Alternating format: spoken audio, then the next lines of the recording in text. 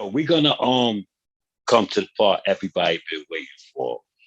Now, we talked about what my favorite songs were, but out of your extensive catalog, what do you think your favorite song is? Now, it could be a song that never came out. It could be a song that's on the hard drive right now. It could be whatever. What's your favorite song that you produce? Okay, I got a couple of them, man. Yeah. People would think that it would be Flavor in Your Ear because that's like kind of like one of the most popular things that people know about me. They would think that it'd probably be Warning or something like that. But I would say with Biggie, Machine Gun Funk is one of them. Because look, again, there's that chop style of mine, that chop thing that I started, that people won't give me the credit for and won't say because they want to own it and take it for their own. Again, nobody was doing this kind of stuff with records. Yeah. The sample goes, right?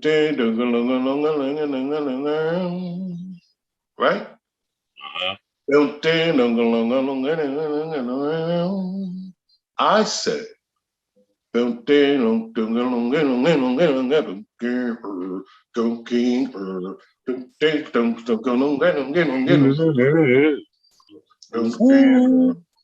now you drum that up, Yeah. bass that up, throw the horns on the hook and all of that, and then you have what you have. Yo, Yeah. I have to make that a point in this interview because I'm getting a little tired of it, man. I've been in this game and I've been doing this way before a lot of the people that claim to or get the credit for what I started. I was the first doing that. Yeah. My biggest influence was Marley Marl. Point blank. Yeah. There's nobody bigger that was my influence besides Marley Marl. And then I took a look at what he was doing and I expounded on that, but I took what I learned from watching and looking at him and just took it to a whole nother level. That's all. To me, it was just about, it was just about listening to the records, imagining in my head what I could do with them, and exactly the way I see it or hear it in my head, just do it. Yeah. Just do it. Yeah. So Yeah. to finish answering your question, Machine Gun Funk is one of them. Everything remains raw. Busta Rhymes. Again, there go that chop technique. Yeah, the chop. That style of my own that I created. Because at the end of the record, you actually kind of let the you let us hear it a little bit. I let you hear a little bit of what I was doing. And then it go off and people say, yo, that's what he was doing. Yeah. I'm with you, big bro. But everything remains raw is typical of what I'm talking about because there are no loops in that record, man. Right. Everything that's happening in the beat, I'm making it happen. Yeah. You know what I mean? From the main guitar melody that carries the record, which is the all the way to all of the string. I treat the beats like Christmas trees. When you get the Christmas tree and you set it up in the corner, right? It's bare, right? Mm-hmm. Okay, decorated. Hang some tinsel around it. Put some bells. You lay that blanket around the bottom. Yeah. And then they shake the glitter on it. You take a star, put it on top of it. That's what I do. That's how I treat beats. It's like a Christmas tree, decorated. Yeah. That's it. Yeah. Nah, that's fire. That beat, that song is crazy. That's one of my favorite Busta songs. Like, and I'm gonna name a third song. People, you'll probably be surprised for me to mention this one. Anybody that knows of or that's heard that Miles Davis Doo-Bop album, There's a Yes. song on there called Sonia. And on that song, I'm actually playing like on the keys. And it's just like back then I surprised myself. First of all, the Miles Davis project came to me over there at Rush after about two or three projects and a couple of remixes. Imagine that you came in the game 1989, and then 2 years later, your manager tells you, "Hey, listen, Miles has been hanging out with Russell, and he wants to." I was like, "Oh, Miles, who are you talking about?" She said, "Miles Davis." I was like, B Miles. "I seen this dude's albums. I have them. I know about all his greatness. You want me to put together something for him?" So 2 years into the game, I get confronted with that. Right, that right there was basically saying, if you are who you say you are, now's the time you got to show and prove. That's a fact. And I'm gonna be honest with you, I was ready, but then again, I wasn't really ready. Mm-hmm. But I got ready. Nah, it was fire. I remember it. I haven't heard it in a while, but I definitely remember the project. So that song right there displayed my work much differently from sampling. Although I did use the SP1200 to sample like the drums, and it was kicks and snares, added like some tambourines and different stuff, whatever, just to get the drum kit going. Yeah. But the rest is all played by me. And then Miles had his keyboard player, Darren Johnson, come on and do like some riffs.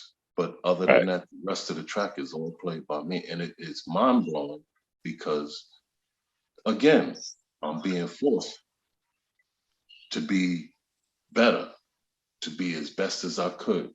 In other words, I come into the game, I produce Big Daddy Kane. Right after that, I do 10 songs on the Genius album. He wasn't even Jizzy yet, the Genius. Yo, I forgot about Words from a Genius. Do a couple of remixes, right?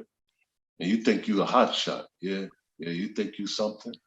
Here she come with this Miles Davis project. I'm like, whoa, can I even do this? People will not admit it, but I will. I'll sit here. I was stumped, bro. I was like, am I even good enough to do this? But then after going around him, being with him, how comfortable he made me, and he liked me for what I did. He said, I want what you do. So from that point on, I was just comfortable. It just worked. Did you do How You Get a Record Deal? Okay. No, he did that. Okay. All right. On that album, I think, if I'm right, the way I remember, on the B side of that single, I did Rest in Peace. Yeah, I remember. I remember something to that effect. All right. So I think honorable mention. I don't want to leave it out the conversation because it was a huge record. Was that Lex Cool Beaters and Benz, bro. Like that shit was so great. And that's also feels like that was a chop too. You know what I'm saying? Like that was an ill chop up too. Cause it don't sound like a loop. Well, let me see. What did I do to that? I filtered a sample for the bass, for the lower bass frequency. There's a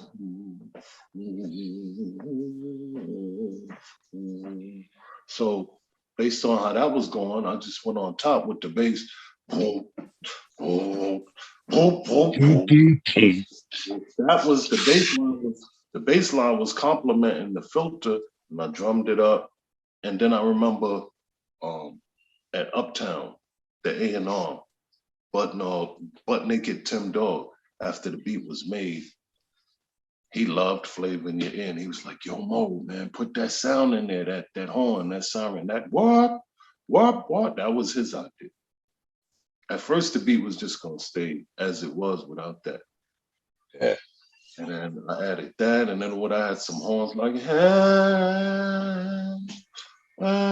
you listen, and then just to futurize it, I had like some digital sounds in there. Bling, bling, bling, bling, bling, bling, bling, because I felt like the beat was just so normal. Yeah, I wanted to yeah, mess it up a little bit and futurize yeah, it. That's what Flavor in Your Ear was about too. yeah. It was a good beat, but I was like, it needs something crazy in there, like mess it up a little bit, imperfect it, and it worked. That's dope. That's super dope. Mhm. Yo, it's crazy because just thinking about your catalog, man, like you got so many joints that were part of the soundtrack to a lot of people's lives, man. And the crazy part about it is, I don't even think people know that you did these shits, like certain joints. Like it's like, yo, man, like yeah, Easy Mo B did motherfucking. He's like, word, get the fuck out of here, word. Like he Well, did that shit. You know what I'm saying? I always felt like this might have something to do with that. In our era, and I know I can say our with as in you and me. Right, fact. We come from the era of the vinyl album, the CD. So I know me. As soon as I came out of Virgin Record Store, right Yep. there, Reading the credits. used to be on 42nd Street in Times Square. If I bought a CD in there or wherever, when I get in the car, I ain't Yeah, even driving off yet. yeah, The yeah. CD That's a is fact. playing. I got that pamphlet book. I'm like, I want to Yep, know who produced this, that. yep. Sometimes they gave you the sample, such and such song has Yeah, yeah, interpolation. yeah, I yeah. wanted to read all of that. Okay, with downloading and streaming, you don't always get a lot of that information. Shit, you're not getting. Like it's fucked up. Yeah, yeah. A lot of the knowledge that we get nowadays is just by common knowledge or hearsay. Or Facts. yeah, I heard such and such produced that beat. But Yeah, it's nothing like, you know what I mean, being able to have some tangible product in your hand, like the pamphlet in the CD that we was talking about. You open it, you look, or you just look on the back. He such and such produced the whole album. All right, we was in the knowledge, man. yeah, yeah. We was. We Because definitely of was. that, we was in the knowledge, and right now, nowadays, it's a lot of people guessing. And then with the generation today, the way they're connected and they're interlocked, they do know who's doing what. They have their own communication. But when it comes to the stuff that was done from old, the CDs are not around. They don't have them. They don't have the records. So they Right, don't have anything to refer to open and look and see. So I always felt right, like that might play a big part in that too. right, right. So before we get up out of here, I'm gonna ask you. You know, like you said, our era was pretty wild. You know what I'm saying? Yes, As it well, was. like you know, it was pretty wild. Um, take me to a session. What was your wildest session that you've been to? Okay. You was there and so just it was just wild in there. Like just tell me about Okay, I'm gonna give it to you. And when you had asked me some of my favorite beats, you said it could be a beat that wasn't real popular, never came it. out, something that we Yeah, wouldn't even think of. And yeah, I was thinking right while you was asking, and believe it or not, one of my favorite beats, and it wasn't real big. It didn't get a lot of exposure, but and this is also answering your crazy yeah. session Okay, okay. question. Um, Live Illegal by Jamal. As long as I'm alive, I'ma live illegal.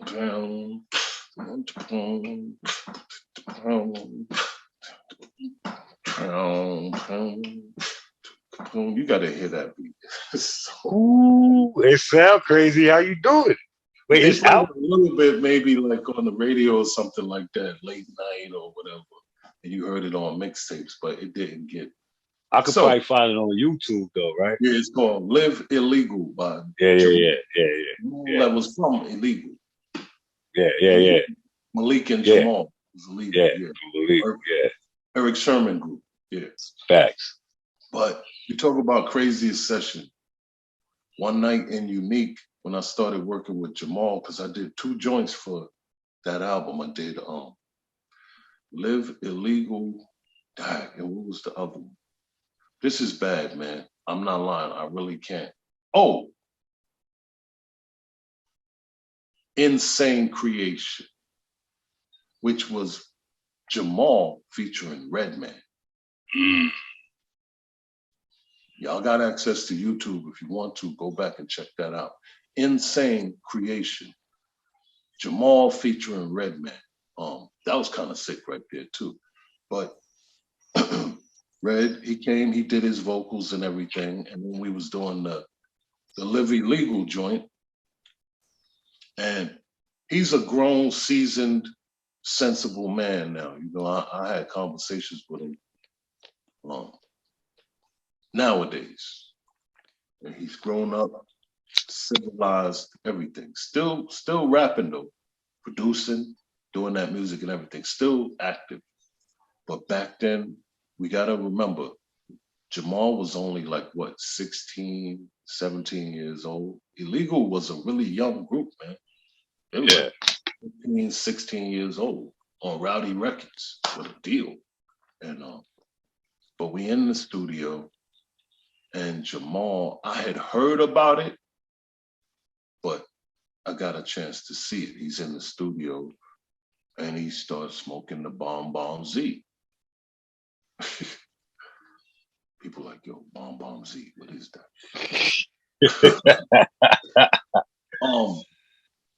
Yo, it's just, it smelled like plastic burning in the air.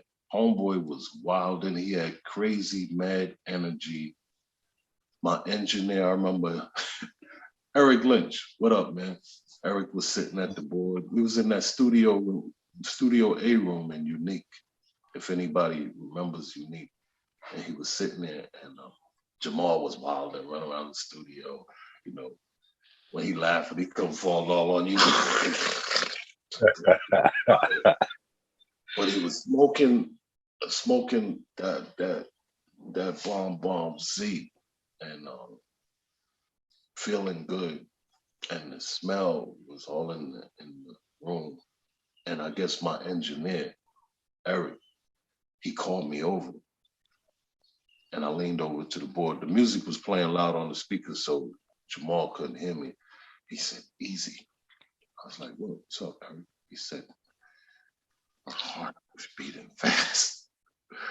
Like I guess he was getting contact, you know what I mean, in the studio from what he was Jamal was crazy though, man. Jamal was crazy. But he's Oh, older. that's crazy. That's crazy. He's older now, a civilized, seasoned man. I ain't even gonna say artist, man. Civilized, responsible, seasoned man. Yeah, yeah. With a child or children, as far as I know. Yeah. Yeah. Shout to Jamal. Jamal always been fire. Fire, fire, Crazy fire. with the lyrics, Fire, right? fire, fire, And he fire. would be ready to, Him and Malik. he would be ready, Him and Malik. he would be ready to battle somebody in a minute. Yeah, bruh. Like the them boys, I remember seeing them, you know, because I was young. I wasn't as young as them, but I was young, and I remember looking at them, seeing these video, like, damn, these little niggas hard. You know what I'm saying? We couldn't have them if it wasn't for Eric Sherman who signed them. Salute to Eric Sherman, one of the greatest hip hop producers ever. That's a fact. That's a fact. That's he a brought super that duper funk in the fact. game. Yeah, he brought That's that a funk super in the game. duper fact. Word.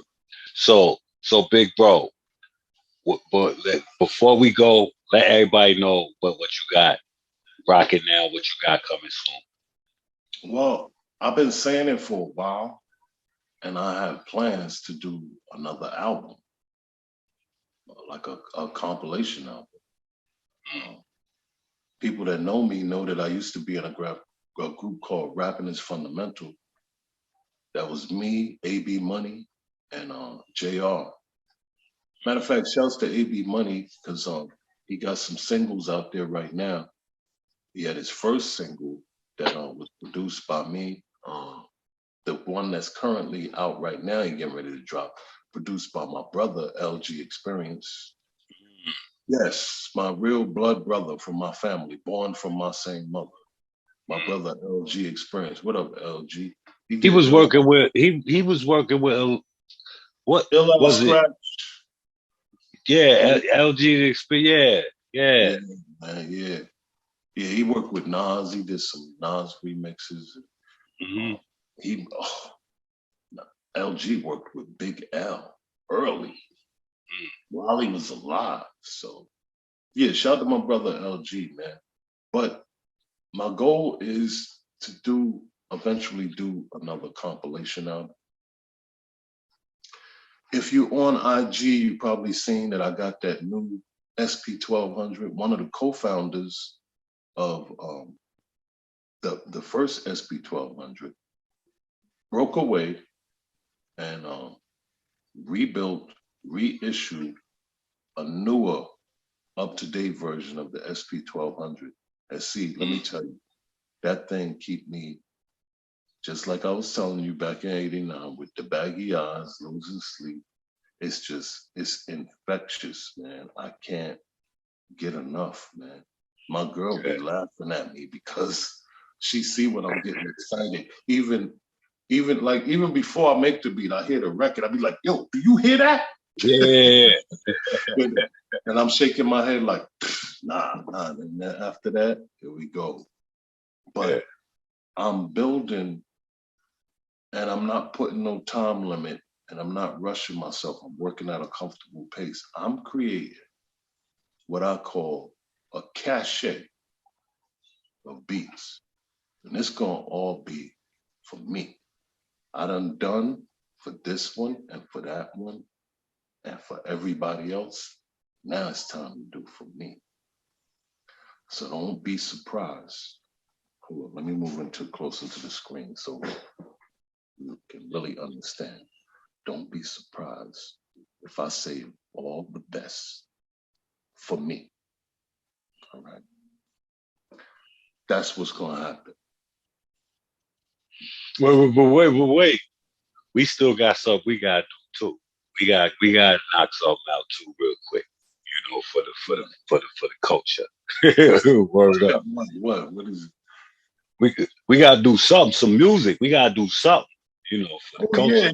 yeah. Yeah, Me, yeah, me and yeah, you gonna get it on too. See, yeah. We gotta get it. We gotta get it for the culture. Word up. but I have to before we leave. I just want to say this because this could probably be like inspiration for other people out there right now. I'm talking about in particular this era that we're going through. You know, with the pandemic. You know, a lot of people messed up inside, and whether we Right. come and say it or show it, you know, we holding a lot down inside. And I just want to say, just like the SP 1200, the new one that came out, me getting this. This was like a gift, and it came at the perfect time because I'm so happy. I'm feeling like '89 all over again. Good. The the hunger is there, um, and this is what helps me get through, get by. These are the things, see, that a lot of us got inside that we holding down and we don't speak up, we don't talk, especially men, because we supposed Right. to remain tough. Yeah, I'm good. I'm good. Yeah. Now we holding so much down inside. So I just want to say, as good as this 1200 still got me feeling and active and the hunger is there. This is after 30 years. A lot of people can't say that. Been doing this like over 30 years, man. And to still have the hunger, the excitement, the if there's something, it don't have to be music. It could be art, it could be photography, whatever it is, whatever it is like Cameron said in Paid in Full, that floats your boat. Do that. Do that. Now is the most important time for us to stay active, be inspired, and don't focus on what's going on in this world right here. You can, I'm telling you, you can block it out and you create your own world. You create your own happiness. Stay low, stay close to God, you're gonna be good. I like to always say, keep your soul together. That's my mind. Yeah, yeah, and that's a perfect ending, yo. Keep your Big bro, soul together. big bro, I really appreciate you taking the time out, stopping in, letting us know what your favorite joints are that you produced. I'm gonna need everybody to go stream them joints. Every joint we said tonight, and there was a lot of them. I'm gonna need y'all to run those up. You know what I'm saying? Shout to Easy Mo B. You know, you already know continued success, much support in everything you do. And thank you. Thanks again, bro. You too, see? Peace. Yeah, man. Peace. Salute. One.